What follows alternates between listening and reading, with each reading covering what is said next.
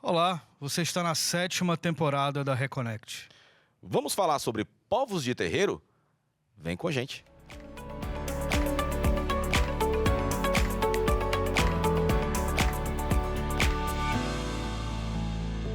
Olá, sejam todos muito bem-vindos, bem-vindas e bem-vindes. Você está na Reconnect, seu portal aberto para falar sobre espiritualidade, para além da religião aqui na TVC, canal 5.1 HD, afiliada à TV Cultura. Como você sabe, nós somos um programa leve, laico e plural, onde falamos sobre diversas religiões e sistemas de crença. Aqui sempre comigo, ele, meu historiador de plantão favorito, TikToker, influenciador digital, Roberto Leão. Olá. Olá, galera reconectada, sejam bem-vindos a mais uma busca pela nossa reconexão espiritual.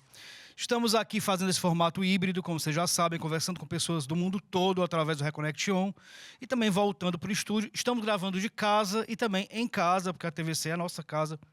Beijo para a galera da TVC.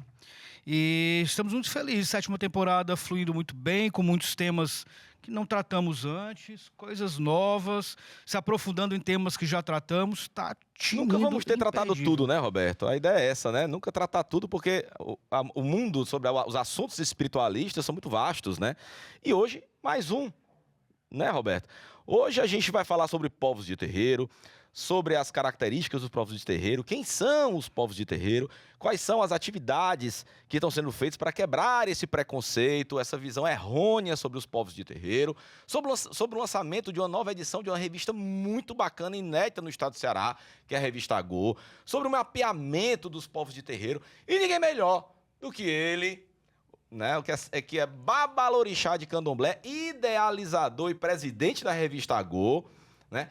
Pai Léo de Oxum, seja muito bem-vindo, Pai Léo. Autarquia. Muito obrigado. Bem-vindo à Reconnect. Muito obrigado pelo carinho. Prazer tê-lo aqui. Que bom que nosso encontro deu super certo, né? Você já assistiu a Reconnect? Já presenciei alguns programas. Perfeito, né? Perfeito, dentro da TV aberta, dentro da TV aberta é um programa que estava precisando acontecer. E sobre os apresentadores? Maravilhosos, maravilhosos. Ele gosta de elogio, Pai Léo. Sem questionamentos, são assim, maravilhosos. Só não pode dizer que a pergunta do Roberto é uma pergunta boa, porque se isso é uma pergunta boa, aí ele se levanta, vai embora, começa a gritar lá fora, aí é... Historiador, né? Pai Léo, começando aqui o nosso bate-papo, eu achei de suma importância a ideia do senhor de fazer uma revista falando sobre os povos de terreiro, que é a revista Agô, né? Inclusive a qualidade da revista é muito bem feita, né? A edição da revista é muito bem feita, eu acho necessária para os momentos de hoje, né? Como foi essa ideia do senhor? Você estava um belo dia lá no Alto da Oxum, o senhor tem um espaço belíssimo no pé da serra. Obrigado, muito obrigado. Né? Como foi essa sua ideia? Como foi que surgiu essa ideia? Qual foi o propósito da revista? Olha, a revista Agô, ela surgiu num período caótico que a gente vivenciou e vem vivenciando. Graças ao Olodumare, a gente já está conseguindo controlar a questão pandêmica no mundo, né? E a gente ficou muito dentro de casa, nossos terreiros, nossos templos foram fechados e a gente teve que se ausentar da família, né, espiritual. A maioria das casas não teve mais a ritualística, e você sabe que o povo de terreiro, né, o povo tradicional, a nossa cultura, ela é muito familiar, né? Então é o pai, a mãe, ali é todo mundo irmão, então a gente tem essa questão do contato, então foi muito difícil pra gente. E aí a revista Agô surgiu em meio, né, a esse caos todo, com o propósito de fazer o quê? De mostrar o que é que nosso povo estava fazendo, como é que a gente estava se reinventando, né? As qualidades que estavam ali adormecidas e que muitas das pessoas não sabiam que possuía. Fazer um trabalho manual, fazer um trabalho digital, né? Então, assim, tem muita coisa guardada dentro da gente, né? E a gente que é de terreiro, a gente se vira, como eu sempre digo, sempre se viramos nos 30, né? Então, a gente aprende muitas aptidões para poder a gente dar conta de muito recado dentro do terreiro. Então, a revista surgiu nesse propósito, de mostrar o que é que nosso povo estava fazendo, além do contexto social, né? De soltar a voz mesmo do que estava preso, do que a nossa sociedade precisa ouvir em relação à desmistificação das religiões de matriz africana. Leão, quando a gente fala de religiões de matriz africana, povos de terreiro, as pessoas identificam muito candomblé e umbanda. Sim. Basicamente essas duas. E geralmente quem não conhece mistura, acha que é uma coisa só. É muito comum. Chama de macumbeiro, né? Vai no bolo do macumbeiro. O senhor trabalha dentro da revista, ou do seu trabalho mesmo de defesa, né, dos povos de terreiro, enfim, dessas religiões.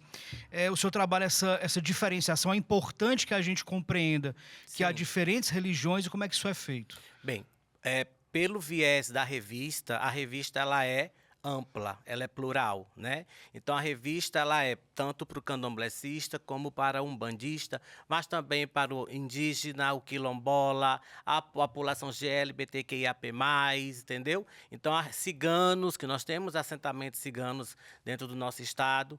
Então a revista ela é plural, ela não tem essa distinção. Então vai ter matérias do candomblé, vai ter matérias de pessoal da Umbanda e assim a gente vai trabalhando o nosso encontro, né? A palavra axé quer dizer força, né? Encontro de forças.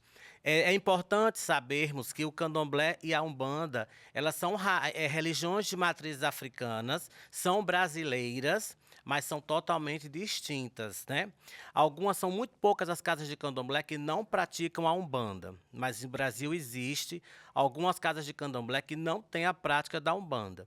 Mas culturalmente, você vai achar muita casa de candomblé, inclusive a minha é uma, que também cuida da parte da sua Umbanda. Lógico que não é como um templo de Umbanda, que faz os cruzos, os assentamentos, os tombos, porque eles têm a ciência deles e nós temos a nossa ciência. Mas, na verdade, nós nos completamos, né? Porque nós somos religiões de matriz africana. Nós nascemos lá na Mãe África, né? Fomos trazidos para o Brasil naquele episódio terrível dos navios negreiros, né?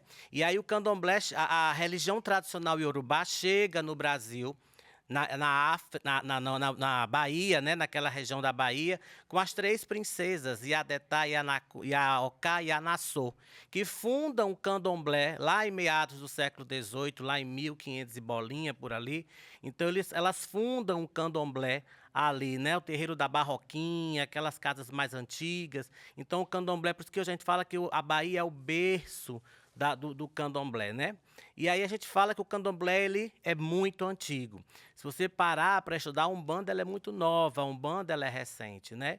O candomblé é uma religião brasileira, não é africana. Porque quando os nossos irmãos africanos aqui chegaram, eles tiveram que se readaptar à cultura local, né? Então tinha a questão da proibição do culto.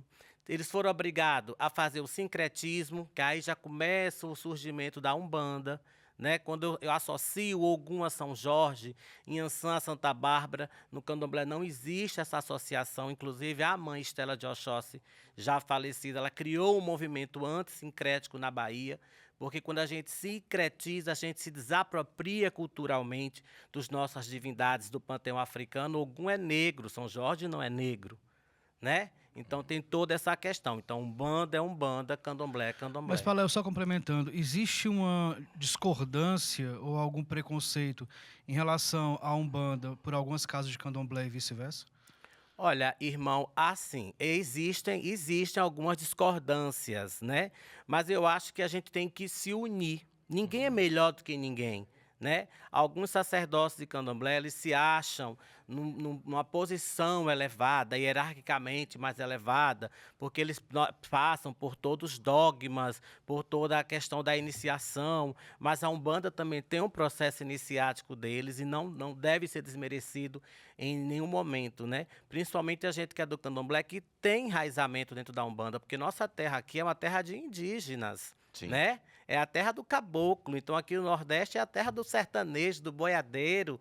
Então, na minha concepção, as duas correntes religiosas, né, de origem africana se complementam. Mas existe, sim, algumas divergências de algumas famílias, né? Não são todas.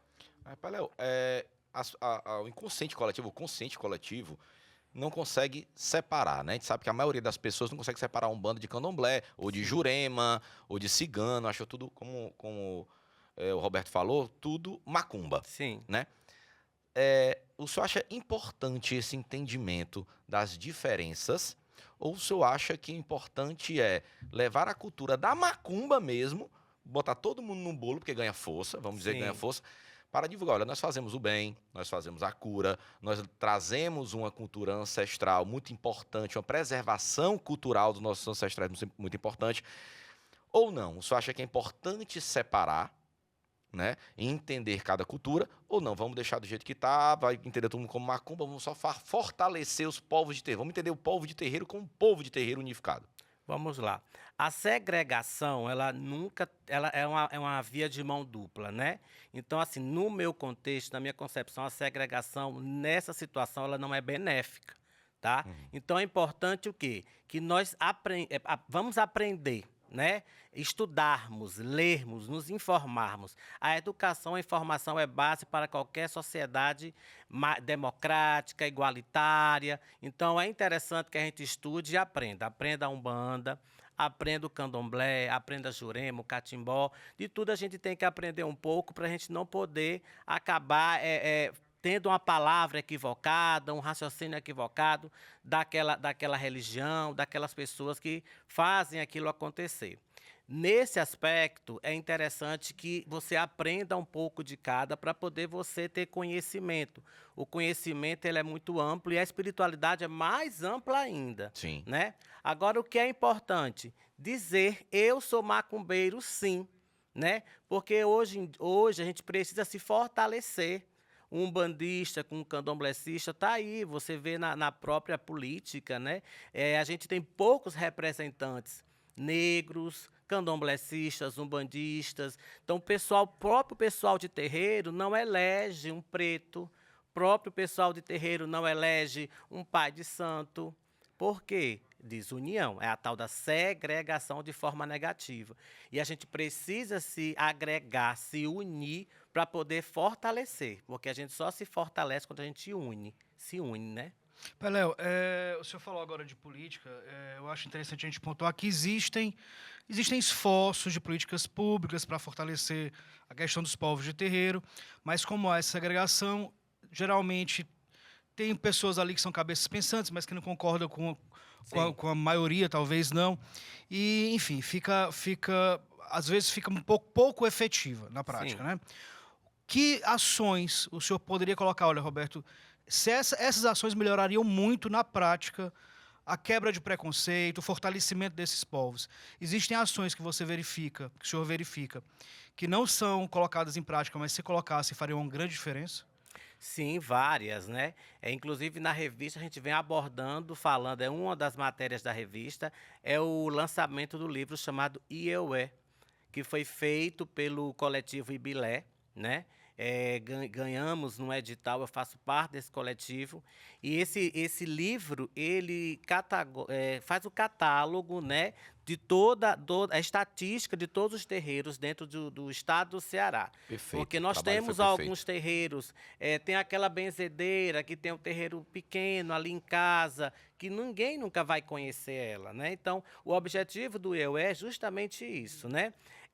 Catalogar esses povos para a gente ter subsídios para poder irmos em busca de políticas sociais para a nossa população. E nossa população existe, mas ela não é vista, ela não é reconhecida. Onde é que está aquela mãe de santo? Onde é que está aquele terreiro que a pessoa tem ali dentro de casa, que atende, né? Teve um espaço, você atendeu 2, 3 pessoas, você está levando conhecimento, né, pessoas sérias, a gente precisa ter conhecimento dessas pessoas para poder os nossos representantes, né, irem atrás de políticas sociais que nos favoreçam. Então, políticas de combate à intolerância religiosa, né, em massa, pegar isso nas mídias, a delegacia de defesa de combate à intolerância religiosa que foi inaugurada, mas não está em funcionamento. Então, precisa os governantes colocarem ela em prática para poder nós nos sentirmos resguardados, né? Então, fazer muito trabalho em relação à conscientização dos povos de terreiro, do respeito que cada um, a empatia que cada um deve ter com o próximo. Mas, Pelé, só uma dúvida minha, pessoal. Pois não. Catalogar, muito bacana. Mas catalogar não corre o risco de, muito em breve, acabar colocando condições para que esses terreiros possam se reconhecer como terreiro. Inclusive, pode ser usado, esse ato de catalogar pode ser usado como uma forma de padronizar ou de dar verbas ou de beneficiar com políticas públicas só quem se encaixa ali no que é dito um terreiro ou um barracão, ou não? Vocês têm essa Não. preocupação? Não, porque o catálogo, na verdade, né, esse documento, ele não vai beneficiar as pessoas que estão nesse documento. É para, por exemplo, a gente ter ideia, que a gente nunca vai ter uma ideia, uma média, uma estimativa certa, né? Porque teve pessoas que participaram, é como agora está tendo o censo, né? Então, foi um censo que foi feito, mas algumas pessoas não participaram, porque não era obrigatório, então algumas pessoas não participaram desse censo. Então, não é só aquelas pessoas que vão ser beneficiadas, mas é para quando a gente for correr atrás de algo, vamos supor, no Ceará tem 2.000 terreiros, então, o que é que a gente pode fazer para ajudar ou beneficiar esses 2.000 terreiros? Quantos terreiros são na zona rural, quantos terreiros são na zona urbana? Né? Os terreiros da zona rural, a gente pode correr atrás de trabalhos junto com a SDA, Secretaria de Desenvolvimento Agrário, né? E os terreiros da zona urbana já tem outro viés. Então, é para dar um norte. Começa com mapeamento, né? Com o mapeamento, dar um norte, onde nós estamos. Se a gente está na área urbana, Quem rural, somos, né? quem somos, o que é que a gente pode gritar e pedir. Olha, a gente sabe que tem muito, foram mapeados, se eu não me engano, 500 terreiros, né? Se eu não me Sim. corrija se eu estiver errado. O senhor acha que são bem mais e foi impossível esse mapeamento, se faz impossível esse mapeamento por completo, né? E por que esses povos de terreiro ainda estão tão à margem da sociedade, ou ainda estão vivendo praticamente em guetos isolados? Olha, tem muito mais terreiros, né? E assim, a não captação de mais terreiros, eu creio que também foi a questão de não termos muitas pessoas disponíveis para Recursos, e, né? e recursos e o tempo muito curto, né? Vamos dizer assim, né? Foi estipulado um tempo, tem que começar tipo mês tal, terminar mês tal. Então fica muito complicado, porque a gente sabe que tem que viajar, tem que ir para o interior, né? E aqui não foi concentrado só em Fortaleza, tá? E nas regiões metropolitanas. Se foi para interiores também. Mas a gente sabe que a equipe não era uma equipe muito grande, entendeu? Tem muita gente que tem medo, né, de receber as pessoas por causa da intolerância ou por causa de medo mesmo, né? Não eu quero meu terreiro catalogado, que vem não quebrar quero. aqui as coisas, né? Eu não quero que ninguém saiba da minha existência, né? Então, assim, foi necessário ser feito isso justamente para que as pessoas pudessem perder esse medo, né? Vamos dizer assim, olha, e as pessoas foram muito bem recebidas, com café, sabe? E assim, muita gente contando história das suas vidas, como começou. E é incrível que todos começaram com muita questão da intolerância, né? Alguém foi atacado, não teve uma pessoa que não foi conversada, que não sofreu abuso ou não sofreu intolerância religiosa. E a questão dos povos de terreiro, né, viver em guetos, alguma coisa desse tipo, eu acho assim que essa situação já vem mudando, né? Muita coisa já vem acontecendo, você já não vê mais essa coisa de que só tem gente pobre, né, humilde em terreiro, né? Então, assim, muita coisa nesse aspecto já vem mudando. Porque antigamente o pessoal associava a religião afro à religião de preto pobre, né? Entendeu? Então a gente já vê que tem muita gente que estuda, muita gente que tem faculdade dentro de terreiro. Doutores, né? Doutores. Mas ressaltando que ser religião de preto e pobre também não é nenhum problema, né? Nenhum problema, mas as pessoas ligavam muito isso aí, entendeu? Ligavam muito. É Umbanda, é Candomblé? Não presta, não. Tudo que é associado a isso. No Porque preconceito você imagina, geral. né, pai Léo, assim, você, na sociedade que nós vivemos, uma religião que aceita religiões, né, na verdade, religiões afro-brasileiras, que tem o preceito de aceitarem a todos, né? Isso. Que as religiões brasileiras têm esse viés de aceitar a todos. Aí você pega uma religião de origem negra, onde aceita pobre, rico, população LGBTQI+, aceita Todos, é uma bomba atômica ali, né? Para o preconceito ali, é uma bomba atômica. Vai todo mundo ali em cima. Temos que exterminar, né? Vamos dizer assim, vamos acabar porque tá tudo, vamos dizer assim, na palavra das pessoas, tá tudo que não presta ali envolvido junto, né? E assim, uma pergunta, pai Léo. No último censo, houve pouquíssimas pessoas que se declararam umbandistas ou candomblecistas ou de alguma religião afro-brasileira. Nós estamos no novo censo, o censo 2022. Sim. apesar de tímida, há uma campanha nas redes sociais para que as pessoas de comunidade de terreiro, para a comunidade de terreiro, se declare, né?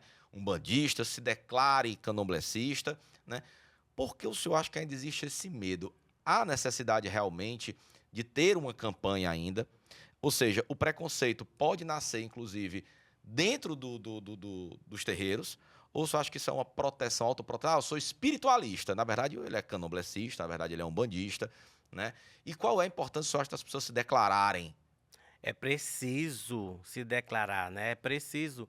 Antigamente as pessoas falavam muito isso. Eu sou espírita, né? Eu sou espírita. Na minha casa mesmo eu tenho a mãe pequena da minha casa.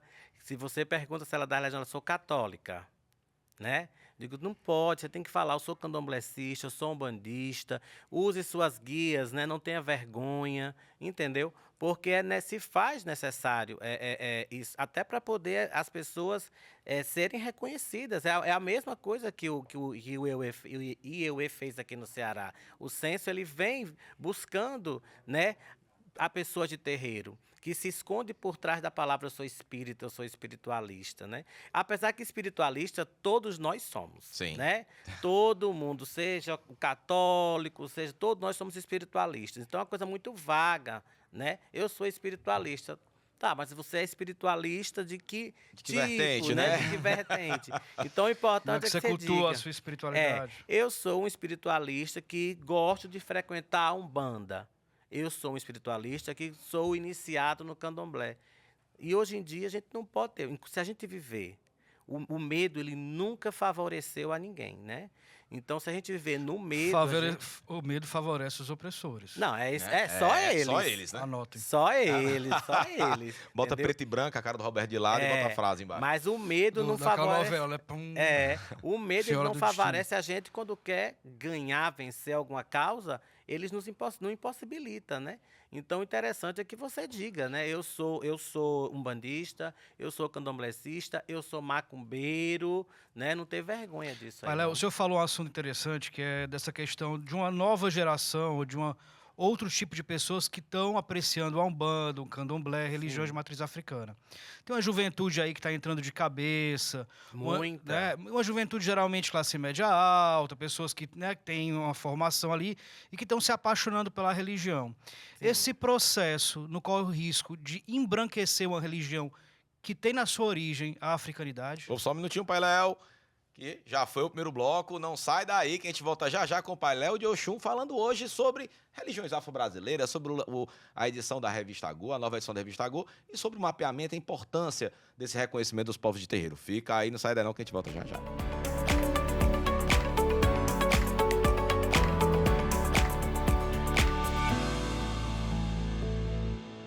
O Mercado Vida Saudável nasceu da ideia de reunir em um único local uma variedade de produtos saudáveis, veganos e sustentáveis, sempre pensando nas pessoas que buscam alimentação de qualidade, além de um bem-estar verdadeiro.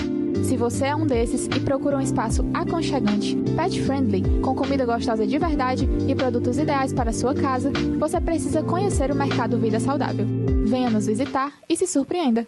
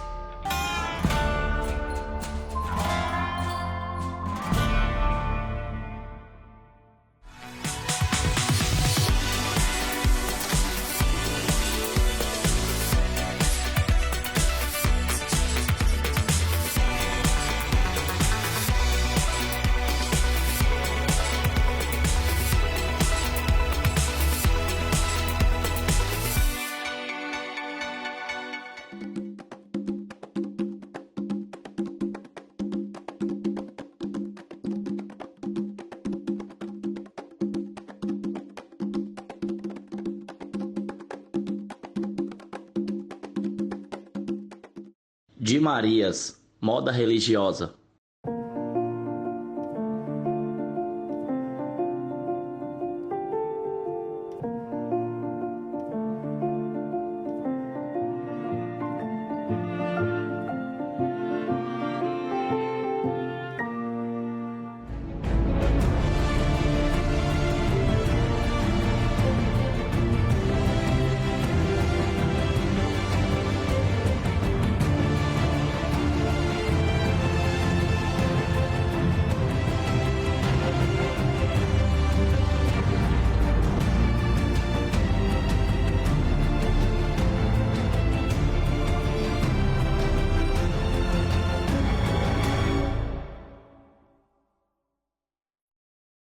Mercado Vida Saudável nasceu da ideia de reunir em um único local uma variedade de produtos saudáveis, veganos e sustentáveis, sempre pensando nas pessoas que buscam alimentação de qualidade, além de um bem-estar verdadeiro.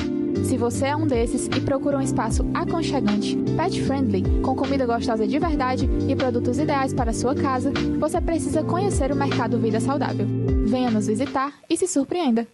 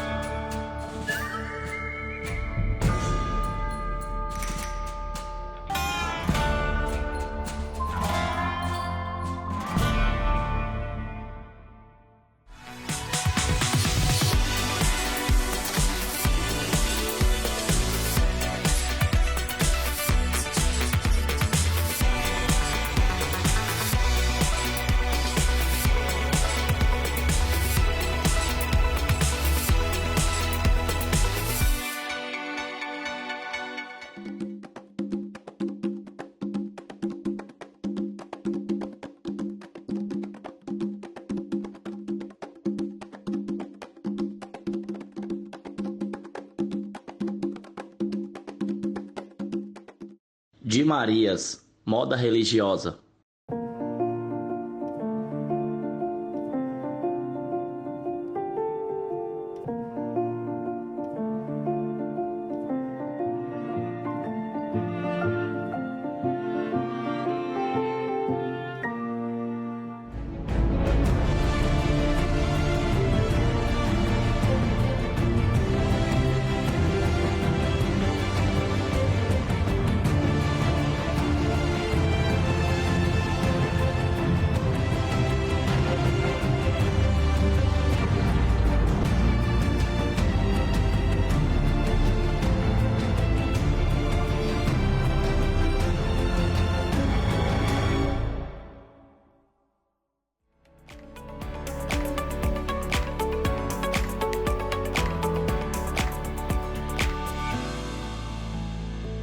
Voltamos, você está na Reconnect, seu portal aberto para falar sobre espiritualidade, para além da religião aqui na TVC.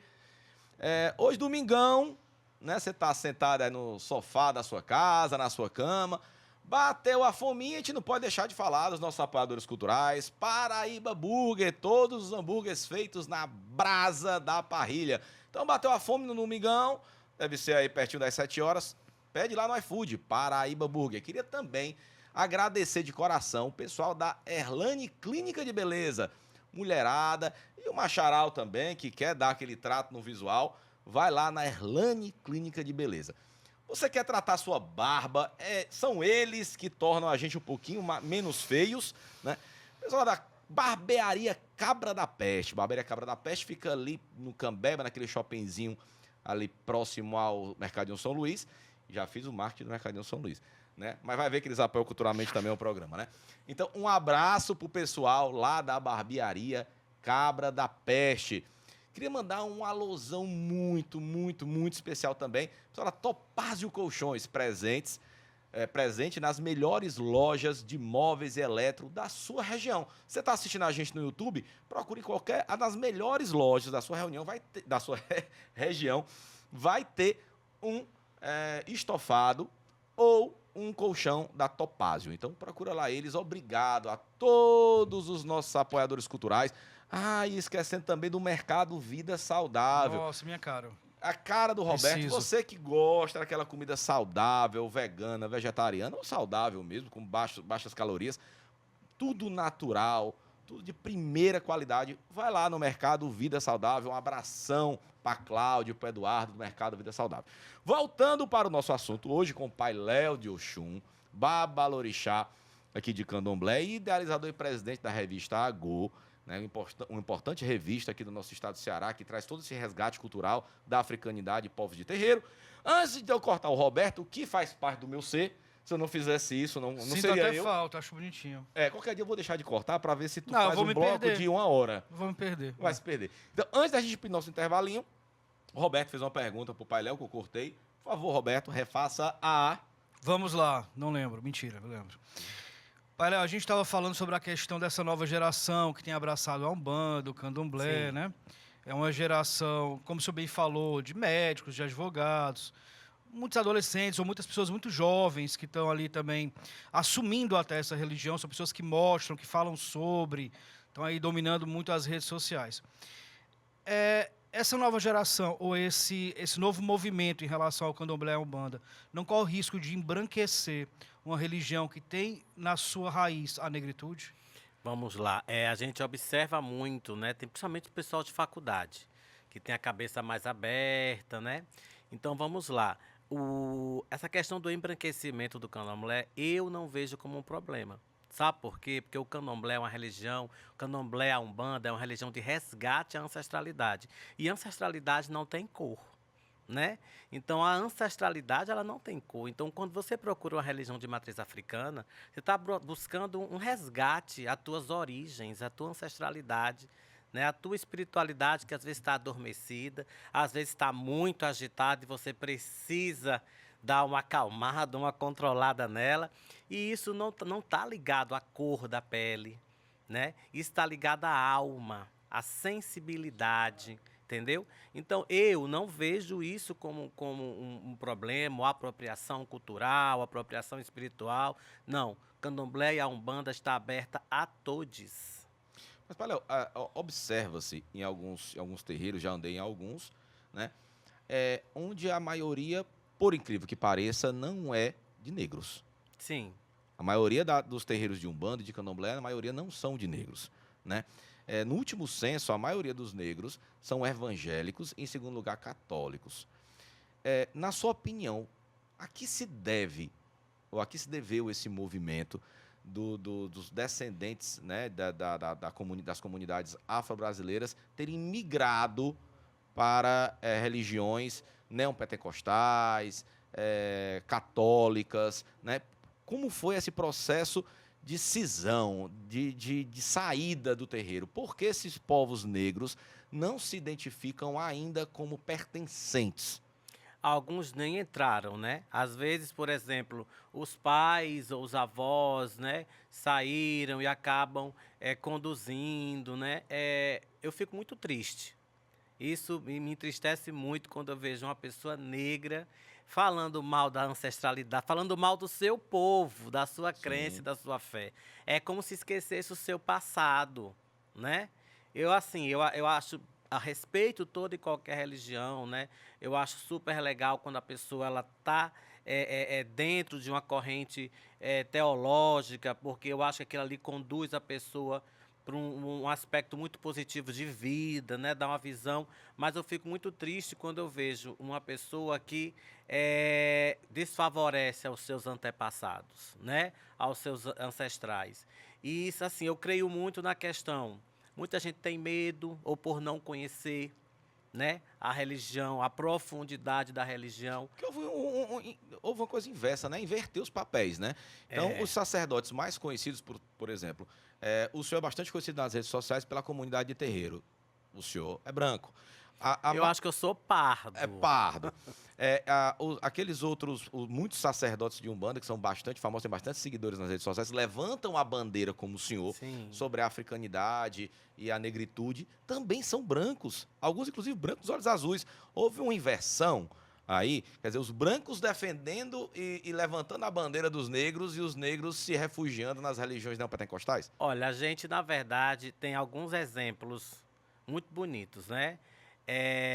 Pierre Verger, Fatumbi, né? Que adentrou dentro do candomblé. Há várias pessoas aí, a grande Alorixá de Iemanjá, que agora me fugiu o nome dela, que também era uma francesa, chama-se a francesa, né? Omindareuá, a francesa, que se apaixonou pelo candomblé, né? E acabou entrando. Então você vai encontrar branco de olho azul dentro do candomblé, né? E a população negra, você vai ver que, dependendo do estado de atuação, ela vai ser menos ou vai ser mais. Então, a gente vai achar muitos negros no candomblé, na Umbanda, na Bahia, Rio de Janeiro, no Maranhão, entendeu? Dependendo da localidade, você vai achar mais ou pessoas. Mas existe muito essa questão das pessoas estarem nessa busca espiritual e achar dentro da ancestralidade que às vezes está escondida ali na sua árvore genealógica, né? A pessoa é branco de pele, mas preta de alma, negra de alma. Então, o som do tambor, quando toca, emociona, entendeu? A nossa luta, a nossa resistência, elas assumem para ela, né? Muitas vezes, às vezes tem a questão da culpa, né, do que aconteceu no processo da escravidão, então tem esse resgate, então elas assumem essa resistência para elas também. E a questão inversa, né, dos negros que saem, também historicamente é observada nessa pauta aí, né? Então assim, eu sofri, meus antepassados sofreram muito, né? Então eu vou seguir outro caminho. Então está muito na história tudo isso embutido. Tá na nossa história, tá na gente também, não tem como Isso. fugir. A gente falou sobre a necessidade de união.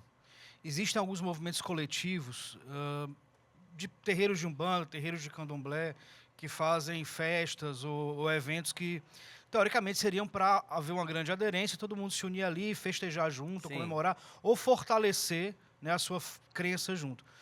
Nós tivemos esse ano a festa de Iemanjá. O senhor notou que houve pouca aderência?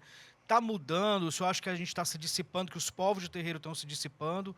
Ou o senhor acha que realmente essa união continua, perdura? Olha, eu particularmente, no Candomblé a gente comemora assim.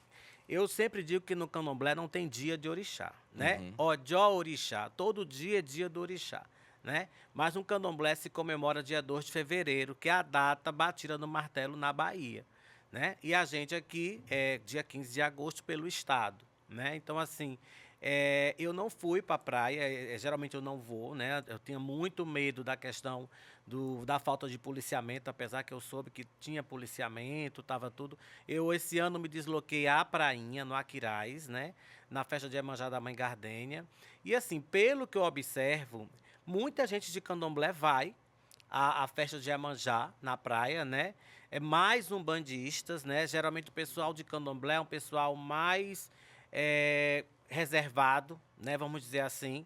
Não são todos, estou falando dos sacerdotes, né? Sim. E os sacerdotes passam essa ideologia para os seus filhos. Eu sempre digo que os filhos é espelho do pai, né? Então, mas tem muita gente de Candomblé que gosta de ir, que vai prestigiar, que vai bater palma, entendeu? Mas é porque a gente de Candomblé, a gente cultua o orixá todos os dias. Então, a gente não tem um dia específico para o orixá. Mas tem que se unir, precisa haver essa união, né? Tanto é que no palco tinha pessoas de Umbanda, pessoas de Candomblé, para justamente quebrar esse paradigma, né, de segregação. A gente precisa se unir. Não tem, Umbanda não é melhor, o Candomblé não é pior, não existe isso. Existem religiões de matrizes africanas, existem povos tradicionais, povos de terreiro, que precisam se fortalecer. Enquanto a nossa mentalidade não for de fortalecimento coletivo, porque nossa religião é de coletividade, a gente vai continuar perdendo as nossas batalhas aí. O Estado, olha, eu só acho que o Estado hoje é um aliado, eu só acho que precisaria, ou é necessário, extremamente necessário, ter um representante político que levante a bandeira dos povos de terreiro declaradamente, não aquele político que acolhe, aquele político que recebe. Eu digo um representante político que se aproprie, que tem lugar de fala dos povos dentro dos povos de terreiro, né? E ele teria, e mesmo se tivesse, só acho que ele teria força para realizar alguma coisa? Olha, precisa, né? O governo, né? Agora o nosso governo atual, ele deu uma abertura, uma margem muito boa para os povos de terreiro, né? O governador Camilo sempre recebeu, né? Eu particularmente já fui no palácio algumas vezes, né? Convidado para eventos. Doutora Zelma Madeira, que é a coordenadora do combate, né, à desigualdade racial.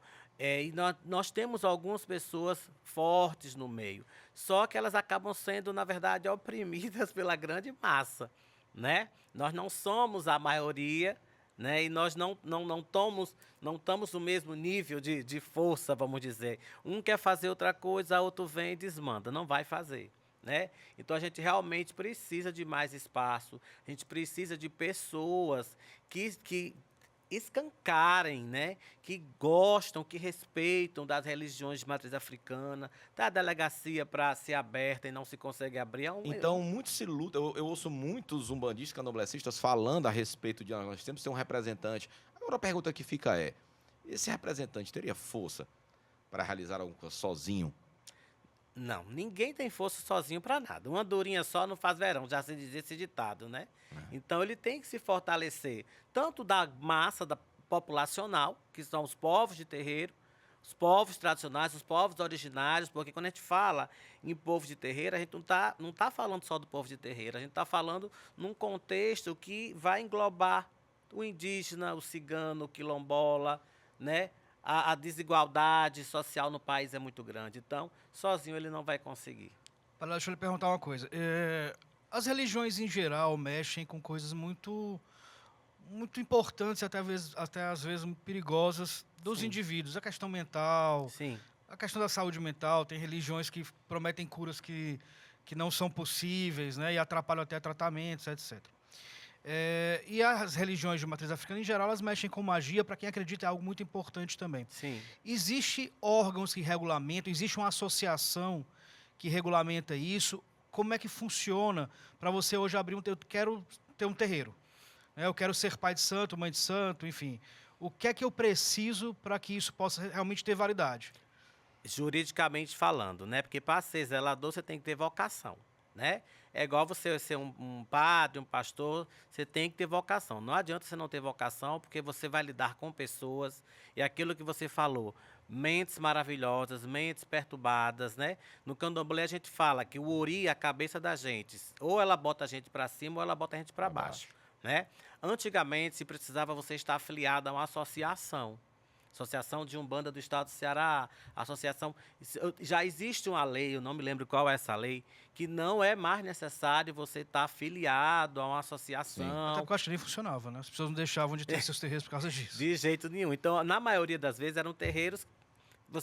eu montei o meu altar e aqui vou começar a atender, e ali se começava um terreiro. E muita da gente não sabia da necessidade dessa filiação. Então, era muito obsoleta essa questão da associação. Então, foi descartada, né? Existe uma lei que não precisa você estar afiliado, desde que você seja um templo, que você atenda pessoas, que você faça movimento ali, não precisa. Então, o que é que a gente faz hoje em dia?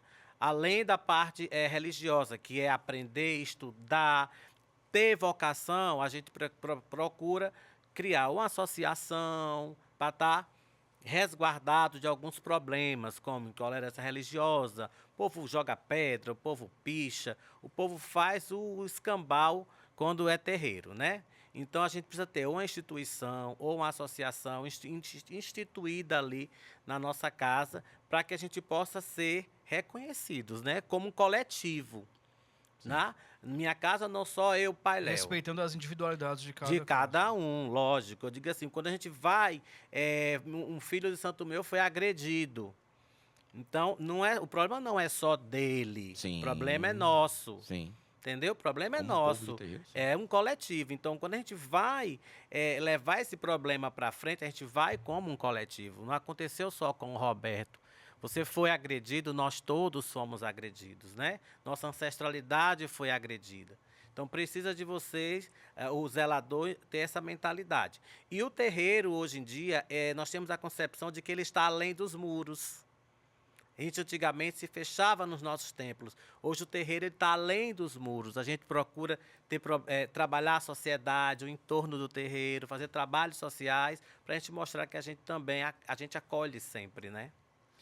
Olha, eu só acho importante, porque assim, eu acredito que muitas vezes respeito não se pede, apesar de todos merecem respeito. Sim. Mas muitas vezes respeito não se pede, se conquista, né? Principalmente numa mudança de mentalidade, como, por exemplo, é a tolerância religiosa. Eu acho, inclusive, tolerância, eu já discuti várias vezes isso aqui, que eu acho que tolerância é um termo meio...